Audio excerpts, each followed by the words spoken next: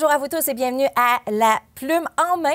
Aujourd'hui, j'ai l'heureuse, je suis en heureuse compagnie en fait. Je suis avec l'auteur de quelques livres, mais quelques livres vraiment très intéressants qui viennent pas de l'Abitibi, mais qui viennent d'ailleurs. En fait, aujourd'hui, j'ai l'honneur d'accueillir Gérard André, qui est écrivain. Je pense que c'est mon plus jeune écrivain qui est avec moi dans tous les épisodes qu'on va faire ensemble. Et il est passionné des légendes de Gentilly dans le secteur de Bécancour. Il est l'auteur de la légende du vieux phare de Gentilly. C'est une œuvre en fait captivante qui raconte l'histoire de Jean Bonenfant, qui est né bossu et difforme, qui a donné son nom, attention, à Lucifer pour se venger de l'envers et contre tous. Je vous présente Monsieur Lavigne. Bonjour. Bonjour. Comment allez-vous? Oh, je vais très bien. Hein? Vous êtes mon plus jeune auteur. Quel âge ont les autres? Ah, les autres sont pas mal plus vieux que vous. Oh, oui, je peux pas dire leur âge quand même, là. Non. Mais non. Hey, merci beaucoup d'avoir accepté cette invitation. Oui. C'est un honneur pour moi de vous accueillir ici en studio. Merci, ça me fait plaisir aussi. Ah, oui. On va parler de vous, puis on va parler de vos livres aujourd'hui. OK. Alors là, j'aimerais parler un peu de vous en tant qu'auteur. Alors, ma première question serait, quand est-ce et comment vous avez commencé à écrire? Oui, ça a commencé simplement par une simple question de mon petit-fils. Ah oui? Le plus vieux de mes fils. OK. Ça commence simplement par ces mots. Papa, raconte-moi donc un nouveau conte. Parce que, après avoir épuisé le répertoire de contes contenus dans les livres d'histoire, il voulait avoir un nouveau conte. Bien instantanément, si lui il faisait partie de l'histoire. Ah oui? Oui. J'ai improvisé et ainsi naquit Rourou. Rourou? Rourou, c'est le nom d'un petit chat. Oh, et puis, mignon. Oui, Rourou, à cause de son ronronnement et puis de la couleur de son pelage aussi. Ah oui? Il était roux. OK. J'ai improvisé. Le personnage s'appelait comme lui Pierre, l'auteur, le propriétaire de Rourou. OK. Oui. Le frère de celui-ci oubliait de refermer complètement la porte de la remise où se trouvait la famille de Rourou. Ce nom venait de Pierre à cause de la couleur du pelage d'un brun roux et aussi du ronronnement du chaton.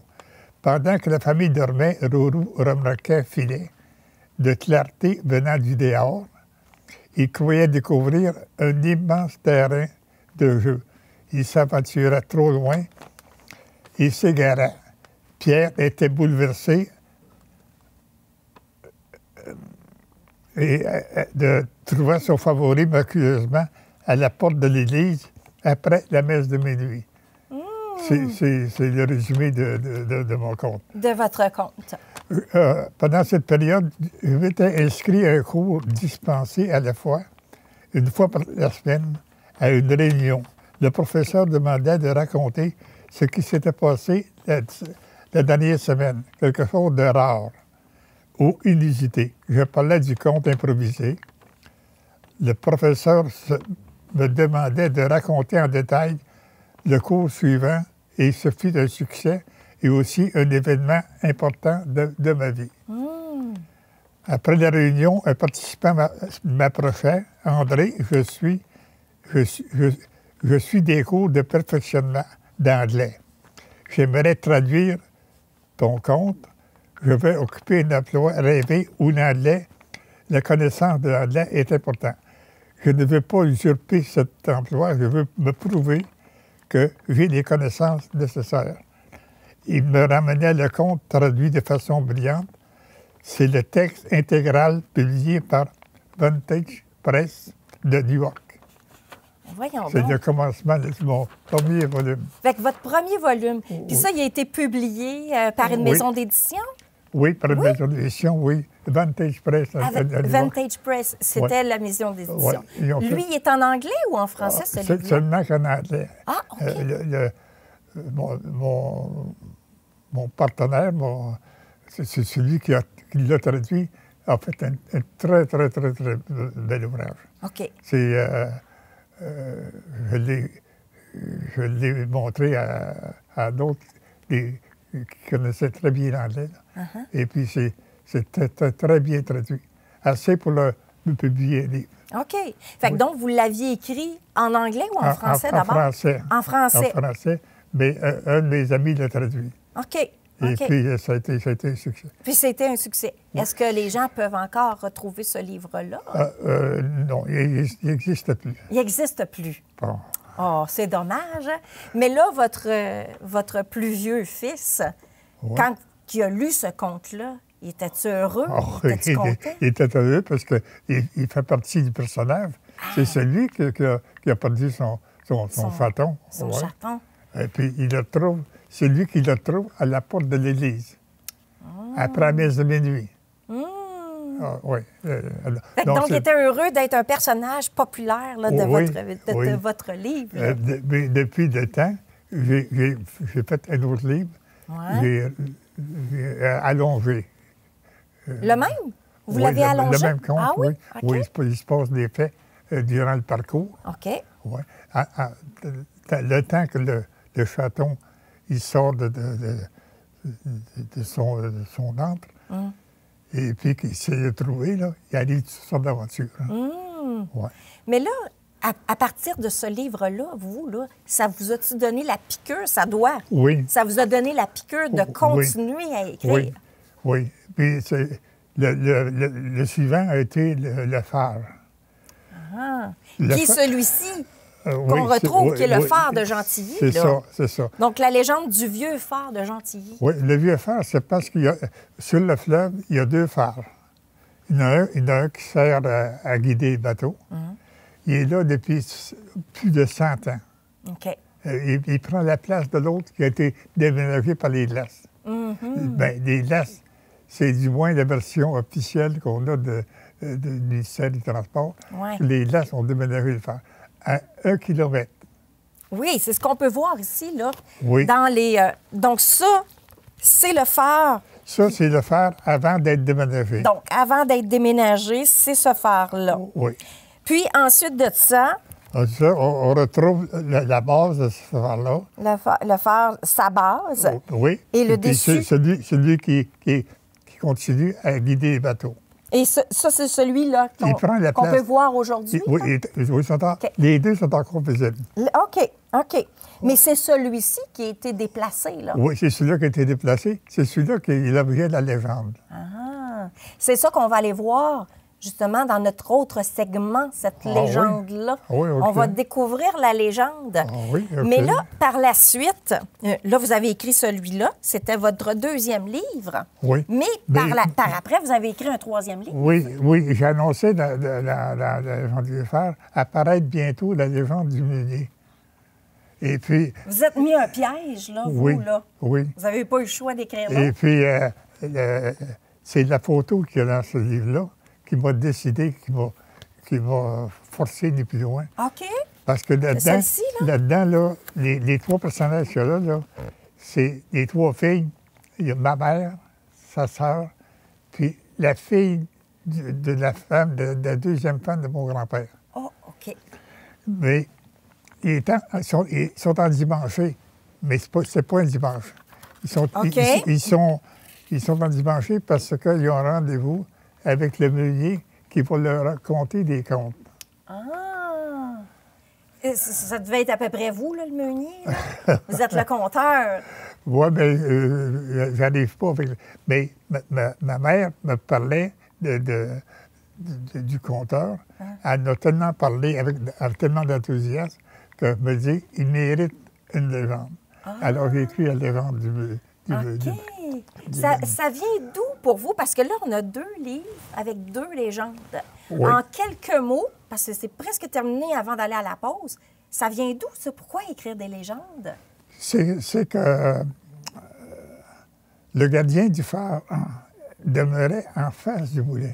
OK. Et c'était la parenté du meunier. OK. Oui. Et puis, on habitait à 2 maisons du moulin en question. Et puis, Dans la vraie vie, là? Dans la vraie vie. Vous habitiez là? Oui, OK. oui. Et puis, le père de ma mère, mon grand-père, il venait de temps en temps souper à la maison. Et puis, on le questionnait sur le trajet du phare qui a été déplacé. OK. Parce que c'était lui qui était gardien au moment que c'est arrivé. Ah oui, c'est ça. Oui. Fait que, écoutez, on s'arrête là, Oui. puis on va en parler après la pause. OK. OK? OK.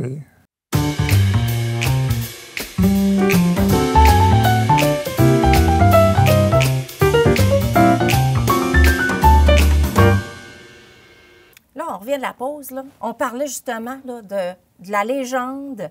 Le meunier qui habitait en face, justement, du phare. Puis là, vous habitiez là. J'habitais le deuxième voisin de là. Le deuxième voisin. Le OK. deuxième voisin. C'est-à-dire que il y avait le moulin à farine.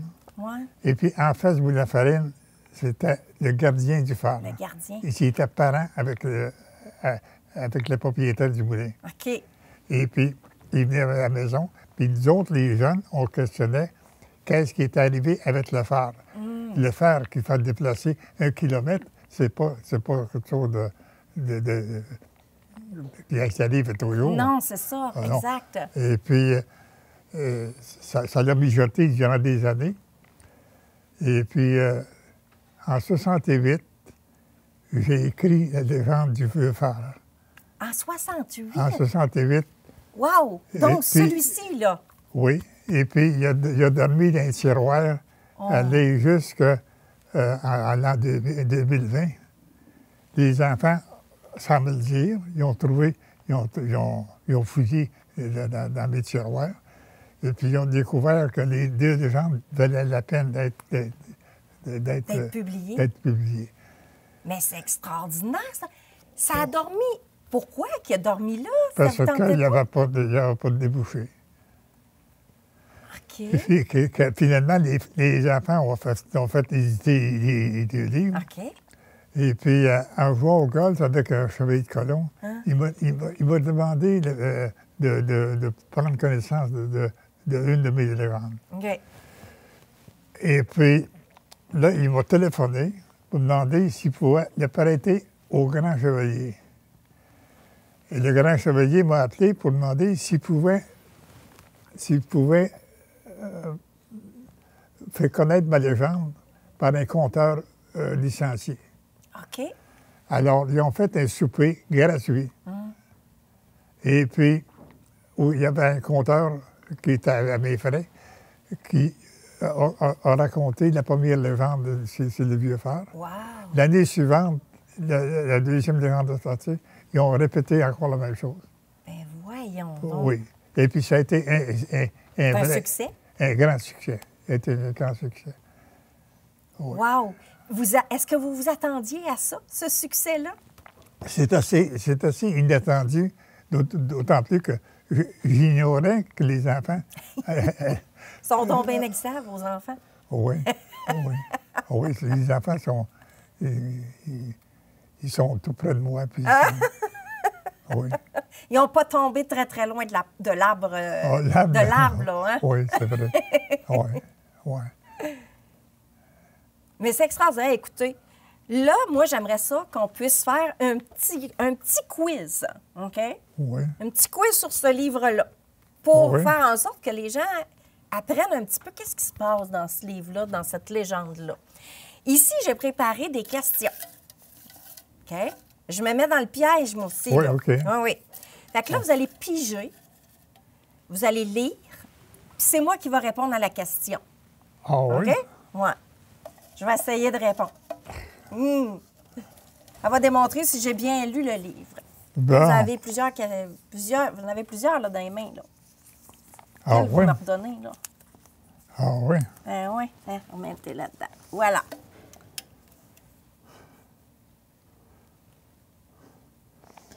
Quel était le surnom du personnage principal de Jean Bonenfant? Oh! Son surnom. C'était pas le bossu? Là? Le bossu? Oui, mais il y avait un autre nom avec le bossu. Jean Surprenant. Non, ça? mais c'est Voyons! le bossu à cricket. Ah, le bossu à cricket! Parce que son Pourquoi? père, parce que son père, on l'avait baptisé Cricket. Ah oui! Puis son garçon qui était bossu, alors c'était le bossu à Cricket. Ah, OK, je comprends. Bon, ben j'ai pas eu la question. Bon, Là, OK. là, c'est moi qui pige, là. Oui, Ah oui. ouais, c'est moi à cette heure-là. Ah Là, c'est à ouais. vous à me dire la bonne réponse. Ah bon? Attention à ça. Jean Bonenfant s'est lié d'amitié avec un homme. Quel était son nom? Lucien Ferré. Vous êtes donc bien bon? Ah ben, c'est moi qui l'ai écrit. Vous avez bien raison. Là, c'est moi qui pose la question. Ouais. Là, je crois que je vais l'avoir, là.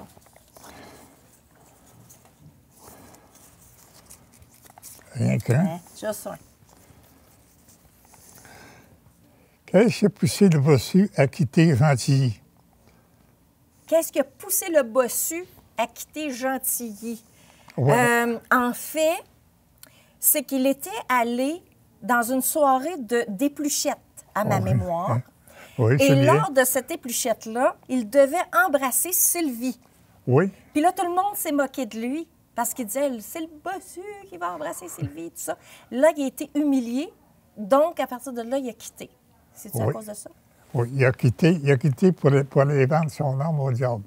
Il a quitté la maison, puis il s'est rendu une causée de chemin. Puis là, il a fait le pacte avec le diable.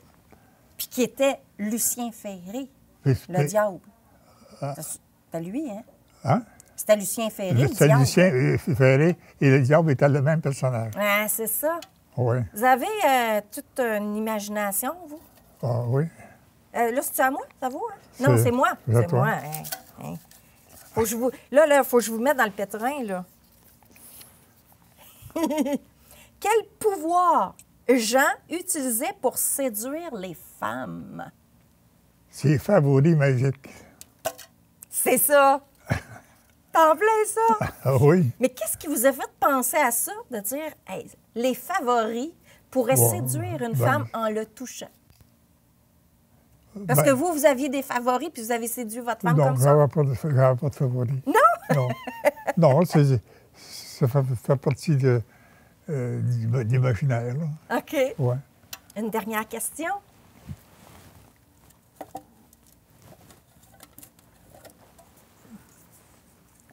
Oh, il y en a plusieurs. Vous m'en donnez trop, là, des questions. Là. Ah ouais.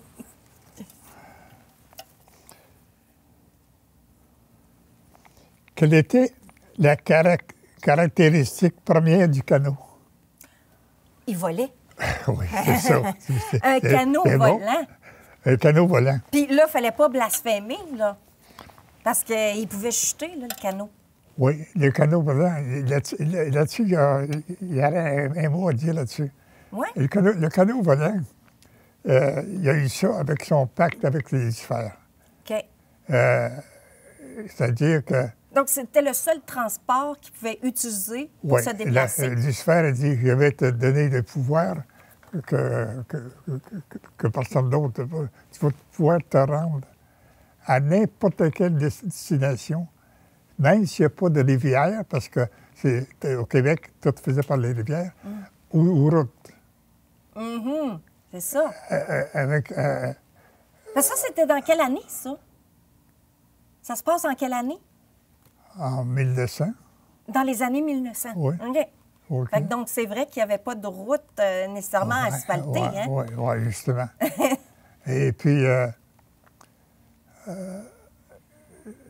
le monsieur a demandé, est-ce que ça s'est déjà fait? Non, il n'y a personne qui l'a fait. Mais il y en a plusieurs qui connaissaient la formule, mais ils n'ont pas osé l'essayer. Tu sais?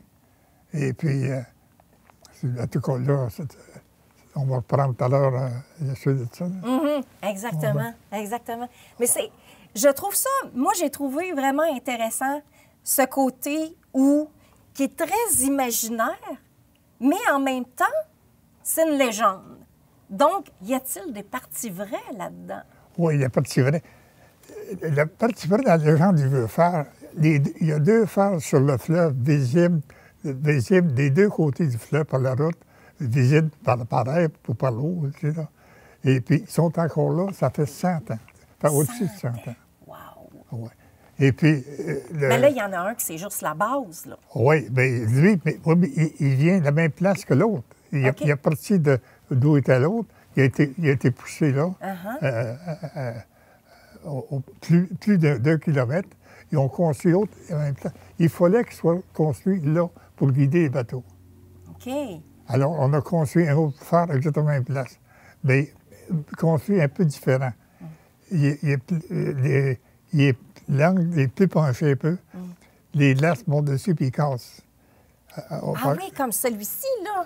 Oui. Vous parlez, là, c'est celui-ci, là, vous me parlez, là. Ça c'est le premier. Ça, c'est le premier? Il a été déménagé. Donc, c'est celui-là que vous me parlez? Oui. OK. Oui. Donc, il est construit, c'est vrai qu'il est construit plus comme une pyramide. Oui, hein? oui. C'est ça? Oui. Alors, les lattes montent dessus puis ils cassent. Ils débordent de ce côté. Le premier phare, le premier phare, Qui est l'autre, là? c'est celui-là, là. Pour déménager ça, ça prenait une force extraordinaire. Bien, j'imagine. Ben, Mais là, ça devait être Mère Nature, là? Quoi? Mère Nature?